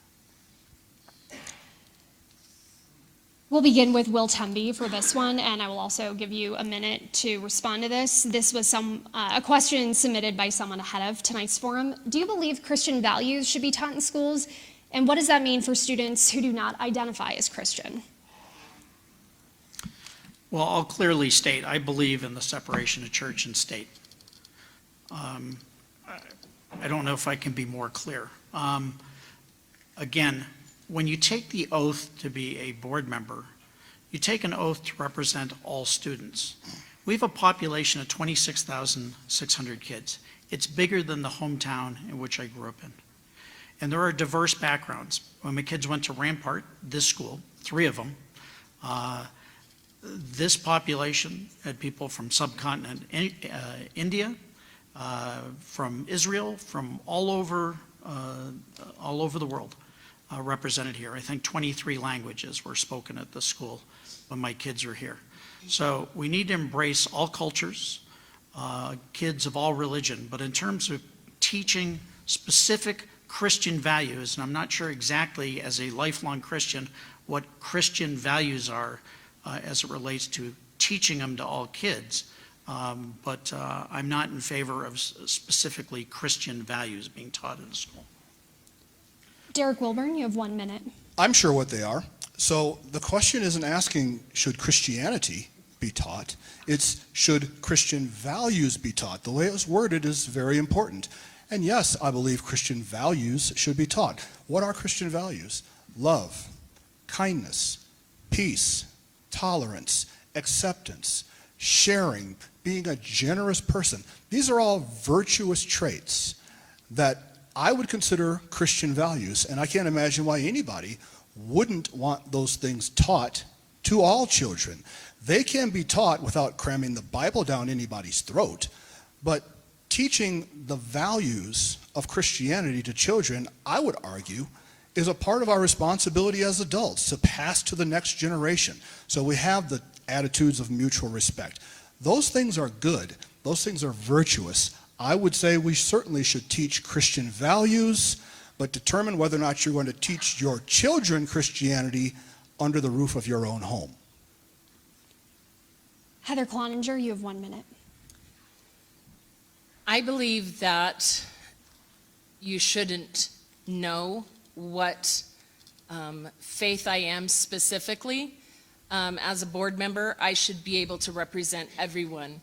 To say that those values that were just listed represent Christianity, I believe is an insult to all the other religions that we represent, because the values are taught in all the different religions. It's not something that is isolated to Christianity. So I don't believe that we should be teaching specific Christian ideologies. I know that's not what the question was, and I realize that, but there is a reason why we have church and why we have school and why we have private institutions and why we have charters. Those are all options, and I'm not taking away any of those from anyone. I support you in any decision you make, but when we are in public school, we are taking everyone where they are. This is what, can we go down the line and do 30-second rebuttals? I apologize. No, we cannot. Mr. cannot? Wilburn, please Fair allow me enough. to do the moderating this evening. Fair enough. Amy Shandy, you have 1 minute. If those virtues are across all religions, and the virtue is to love your neighbor as yourself, and to be kind to others, and to serve others, and to be humble with each other, why wouldn't we want that taught? Why wouldn't we want to teach our children how to respectfully talk with one another or disagree with one another, or how to have a, debate one another, but with respect? Why wouldn't we want those virtues, whether they're Christian virtues or they're something else virtues? Why wouldn't we want them taught? All right, we're going to move on to another question here. A recent report from the State Department of Education shows about 20% of Academy District 20 students are chronically absent. If elected, what resources will you make available to ensure students are attending school? We'll begin with Derek Wilburn. You have 1 minute. First, I'd like to say this, that the question wasn't, should Buddhist values be taught? Buddhists value peace. Mr. They Will, a value reminder you have 1 tranquility. minute. I won't run over, I promise. They value the same things Christians do. 20% of students being late. One of the things that we need to make sure that we're addressing is busing. Kids do miss school because they can't get there always reliably from family members. And busing to and from different parts of the district is a challenge. So those things we need to make sure our routes, our times, our pickups, they're changing consistently. They need to be kept up to date. They need to be kept current. So we're making sure that every kid has a way to and from school. Heather Cloninger, you have 1 minute. What resources will you make available to ensure students are attending school? Well, I have not gotten my CDL or any of those licenses to help with busing. However, I do know that we have teachers that have done that. I'm looking at one of our homeschool teachers who's done that to help accommodate some of the things that have gone on in her classroom. With students being missing, there's, I think, a multitude of reasons. I don't think that it's just for one specific reason. Busing may be part of it, but also mental health is part of it. So I think increasing our ability to meet children where they are with their mental health, with the things that are going on, is a really important thing. So to that end, I would support our SPED department with the 504s and the IEPs and the different resources that would help increase opportunities for students to feel like they need to be there. Amy Shandy. Yeah, I think it's a multi-layer answer. Busing is a problem. We know that. We don't have enough bus drivers. Can we utilize the resources that we have in town, like the Air Force Academy Capstone Project, to help figure out that logistic problem, to help with busing and getting people there? Why the absentee? Again, I need to dig into that topic and find out more about it and what the reasons are for those. So my gut feeling would be to say, again, engaging parental involvement. There are programs that we have after school that I'm aware of that kids could go to that would help with things like mental health and getting them engaged in school and more than that, but they can't participate because they don't have a ride home or their parents are working or things like that. So it's definitely a topic that I would say I would need to research and dig into more and find a really, really good solution for. And Will Tenby. Well, I think it's a student by student, school by school issue.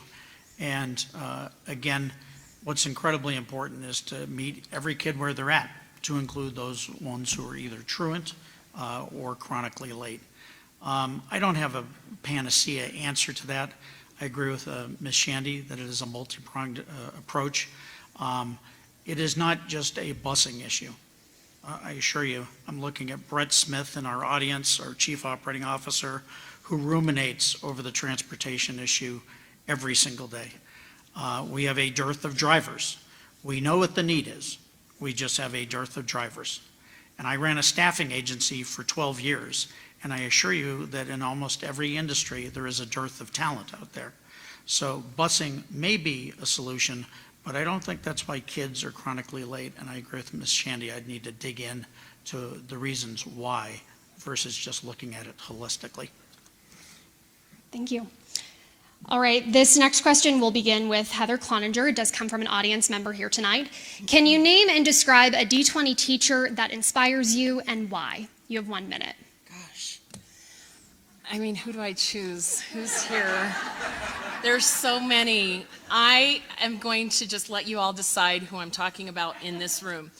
But I have a teacher that I'm thinking of who has gone above and beyond helping and mentoring other teachers, was offered more money to change and leave this district right at the beginning of the school year, and decided that not only do they love this district and their children belong here, but they belong here as well. And I'm so grateful that they did, and the work that they do is so incredibly important. And I've seen the extensive relationships that they have created with their students, whether it be through clubs with the forensics clubs or the math that they teach. And I am, of course, talking about Mr. Jeremy Beckman. Amy Shandy. You're right, it is hard to choose just one. And so I think about the teacher who probably had the most impact on my life because they impacted my boys' life. And again, that was Mr. Hoyt.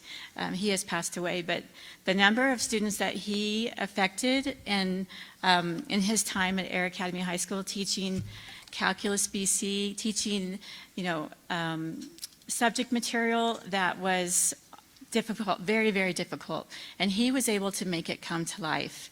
And so he is a great example of what wonderful D20 teachers we have.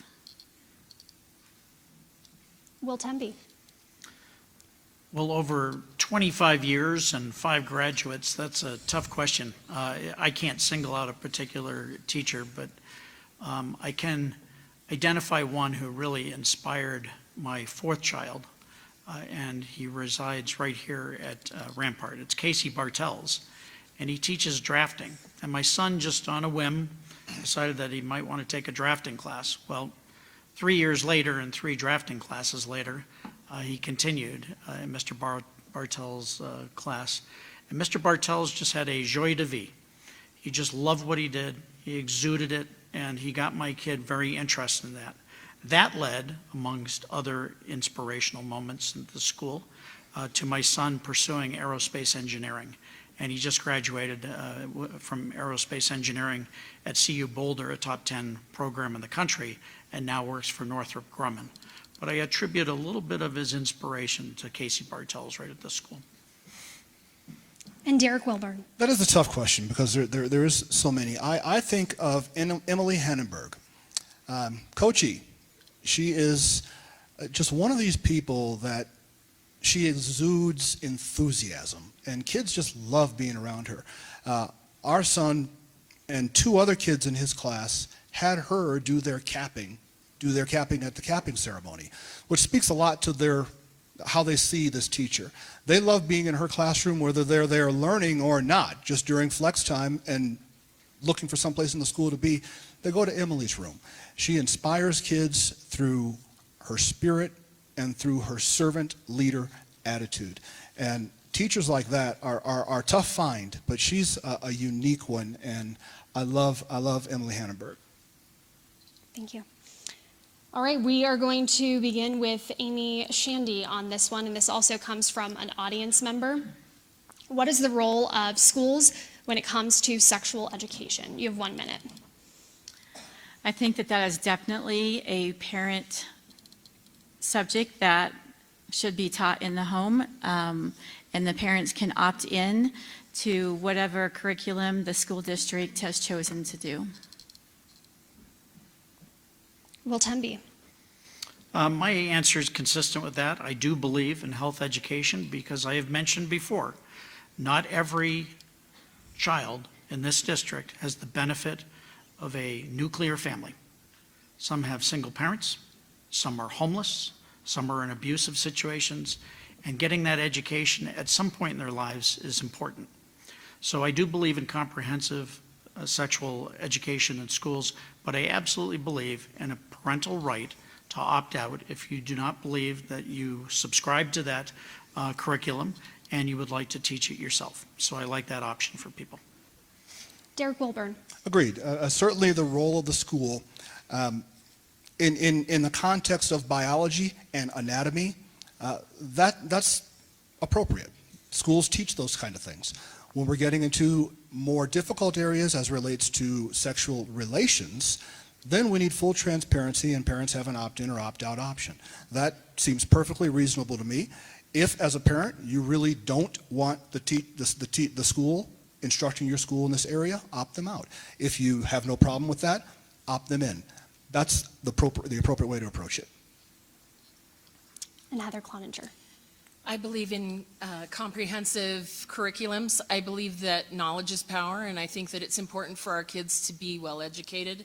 I sat with a woman who wished that her child had had more information regarding this, and we can all know of issues that have happened where, we can go down the road of coulda, woulda, shoulda.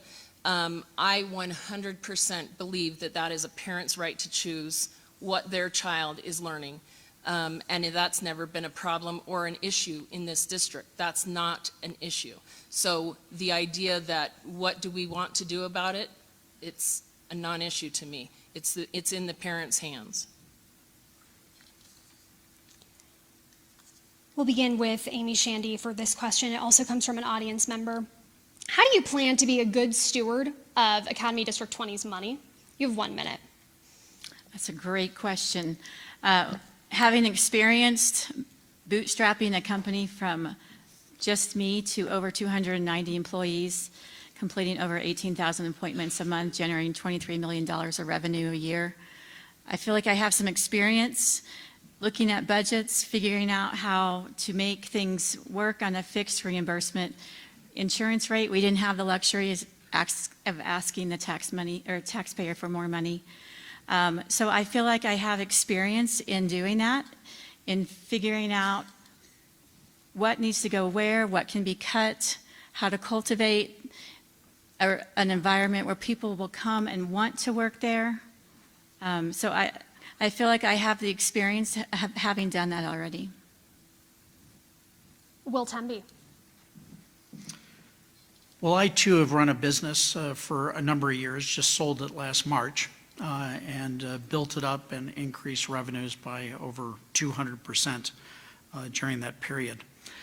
But our line item, top line item, is nowhere close to the size of this budget. And I've been dealing with this budget for a number of years. But there's a fallacy that the board has complete control over this. Some things are fixed. We have mandated programs within the district, and the superintendent and the staff have to present to the Board of Education the budget priorities. At that point, the board decides if the inflection of that money is in the right place. But I've been dealing with this for a number of years. And just a side note, the budget stabilization number over the past 15 years in this district is $267 million. We've been shortchanged from what the funding formula is for D20 and what we've received. What could we have done with that money during this past 15 years? Mr. Temby, thank you.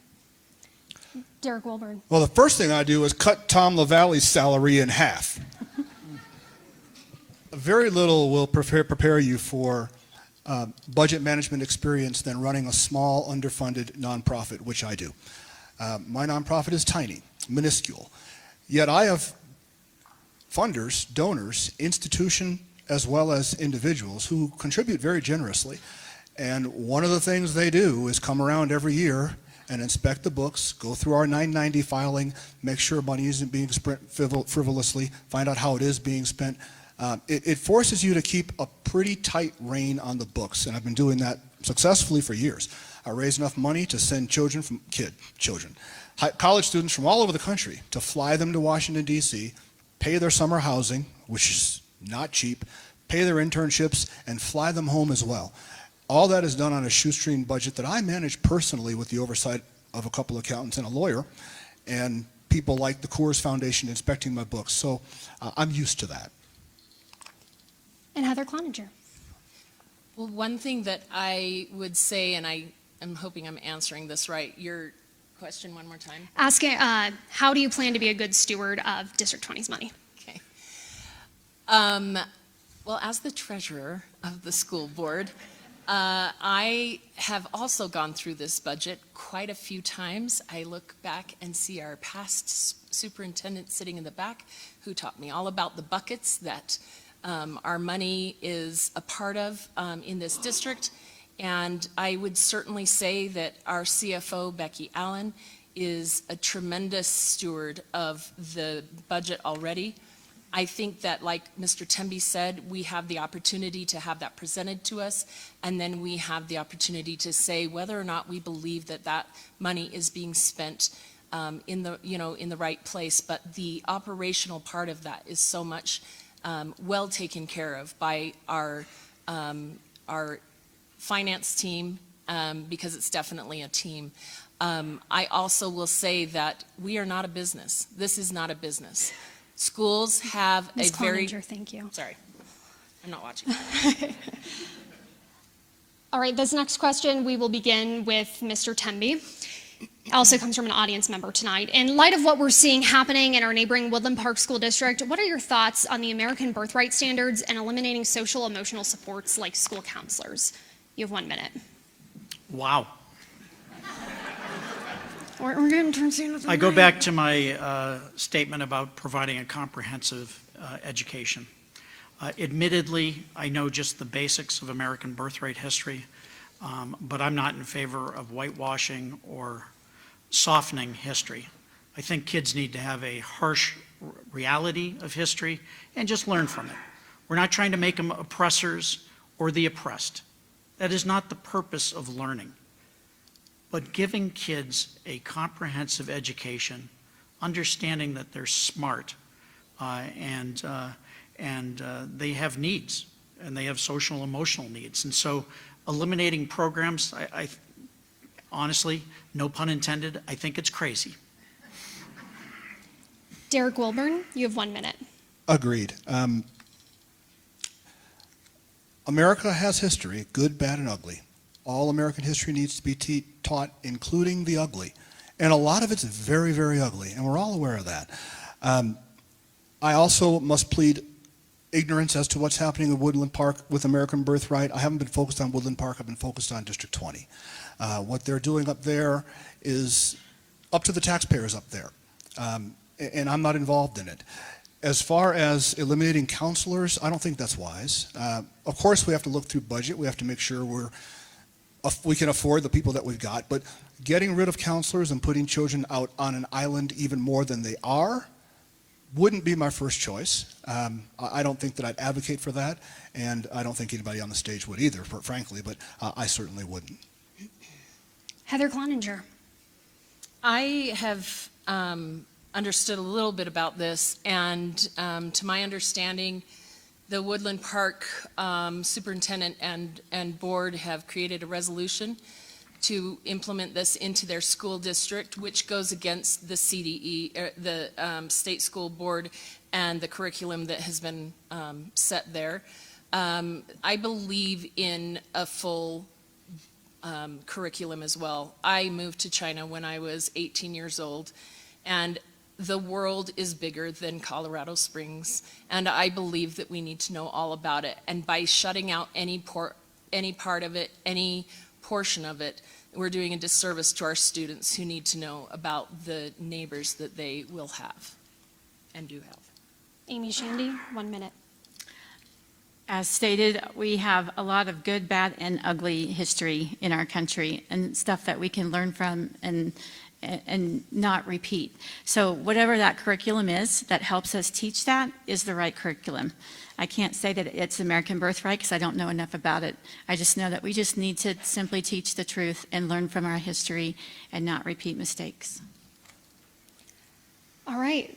That concludes the question and answer portion of this evening. We are now moving on to closing statements. As I said at the beginning, we will be going in reverse ballot order as we started with standard ballot order for our opening statements, which means we will begin with Derek Wilburn. You have 2 minutes to make your closing remarks. Thank you, Rampart, KOAA, parents, everybody for coming tonight. Means a lot. We all want the same things. In the macro, as well as for the most part in the micro. We all want safer streets and fewer potholes in those streets. We all want a responsible, accountable government that spends within its means. We all want our children to get the best education they possibly can. We all want those things. We may disagree how to get there, but that's okay. Disagreement is healthy. Disagreement is good. Disagreement sharpens the sword. Unfortunately, what we've seen in the American education environment, particularly in school boards, is they've devolved into adults arguing with adults over adult issues. And instead of focusing on academic excellence and getting our children what they need to be prepared to enter society in a vocation or to continue their education, we're bickering with each other about pronouns. I'm focusing on academic excellence. During the course of this campaign, I have not mentioned anybody else on this stage one time. Not once. I'm focused on my message, the things that I think are important, and the things I believe we can improve this district. You hear people talk about advocates and this, that, and the other. Well, those are parents who wanted to get more involved. We should encourage that. You don't have to agree with me. I don't have to agree with you. But we can work together on solutions that move our schools in the right direction. That's what I've been focused on. That's what I'm talking about. I'm not making public statements disparagingly about anybody. I'm simply trying to communicate why I think I'm the best choice for this board. Hopefully you agree and I've earned your vote. If I don't win, I will shake the hand of those who do and do everything in my power to stay engaged and keep District 20 schools moving in a positive direction. Will Temby, 2 minutes for your closing remarks. What makes a good school board member? First and foremost, experience. Our district and its schools are diverse. D20 stretches east of Mountain Shadows out to Black Forest, from the United States Air Force Academy to Wolf Ranch and Cordera. We have schools in affluent areas, ones with ever-changing military families, kids who are homeless, and over 10% of our student population has IEPs and 504 plans. 36 traditional schools and 2 charter schools. I've been fortunate to be in and work with every one of them. Board service is not about self. I took an oath in 2019 to serve all students. This has bothered some people who don't understand what I stand for. What a board member has to stand for is what is right for D20. This is why we have policies that preclude directors from being beholden to special interests and advocacy groups. Board members must remember our highest calling, which is a focus on student outcomes, preparing kids for post-secondary success. Our academic standards and accountability measures need to be pushed so that no child is left behind. Being fixated on political agendas at the expense of student outcomes is at best misguided. Trust. I've been involved in this incredible district for 28 years. When my 5 kids were attending and graduating from D20, I always trusted that the Board of Education had the best interests of all of its kids at heart, and they did. While I understand and am focused on its challenges, I have an overwhelming pride in D20 and public education. Every board member should feel this way about D20. Endorsements say a lot about intentions. I am proud to have endorsements from parents whose kids have thrived in D20, founding parents of our charter schools, educators, and former D20 board presidents who serve with distinction with no agendas. I look forward to serving you for another 4 years. Amy Shandy, 2 minutes to close. Thank you, everyone, for coming tonight and making education a priority. It's great to see you here. Thank you for KRAM students for the interview questions earlier. The experience of being part of this election process will serve you well in the future. Thank you, D20 and KOAA, for hosting and putting this event together in Rampart High School. We're at a time in our nation's story where topics like the ones discussed tonight are creating great division and damage, and our students and education system are feeling the effects. The great news about D20 is we are full of amazing parents, teachers, and local business partners who all love this district, this community, and are committed to making it more successful than it's ever been. So let's go there. Let's stretch ourselves and continually evaluate the way we do things and think about how we can do them better and more efficiently. Great change comes when we make small adjustments with great conviction. Let's dream big about the greatness that D20 can become, being special in every area. My leadership style focuses on quality in every aspect without leaving out the details. My experience as a speech-language pathologist has taught me how to evaluate and analyze strengths and weaknesses, how to create a plan with short and long-term goals, and how to execute that plan to achieve the child's full potential. I bring that much-needed perspective, that drive for results, and a keen focus on academic growth and excellence the district needs at this exact time. I am committed to academic excellence, parents' rights, and our special needs community, propelling all students to reach their full potential. Thank you so much. And Heather Cloninger, you have 2 minutes. Let me start by thanking our hosts, Rampart High School, Allison with KOAA, and our communications team, Allison Cortez and her team, and the KRAM students, as well as all of you that have come and shared this time with us. The fact that you're here shows how great this district is in prioritizing learning about us so you can make informed decisions. In this era of public education, it's easy to be swayed by fear and division. Our district is excellent. We have the most incredible educators, unique program offerings, and award-winning athletic teams, and most phenomenal students you can imagine. D20 has always been regarded as one of the best Colorado has to offer, and I wholeheartedly agree. There are people who urge you to vote for change, but ask yourself, do you really want to change 15 years of being accredited with distinction? Change for the sake of change benefits no one. Do they truly understand our community's needs? Have they demonstrated their continued dedication to ASD 20? Actions speak louder than words. In times like these, we need proven leaders who know our district inside and out. As a board member, I have promoted policies that support our students. I have empowered our superintendent and teachers to do what they do best, lead and teach. We must ensure we can attract and retain the best teachers, support students, and have a safe learning environment. I ask you as you cast your vote, choose experience, choose dedication, and choose a leader who has put students first from the beginning. And as I said last week, I look forward to giving your children their diplomas in the coming years.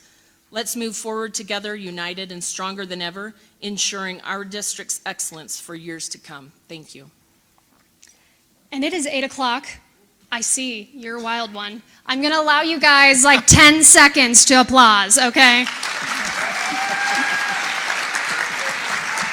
A huge